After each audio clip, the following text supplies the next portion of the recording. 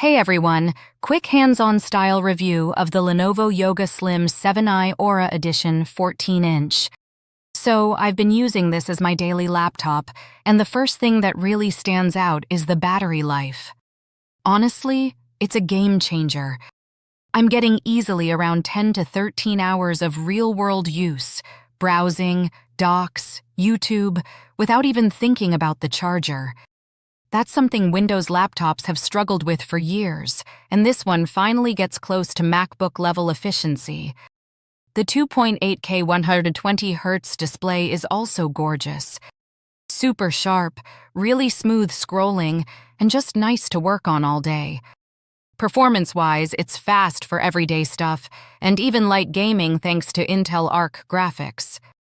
But it's not perfect. The keyboard feels a bit shallow, and there's no tablet mode here.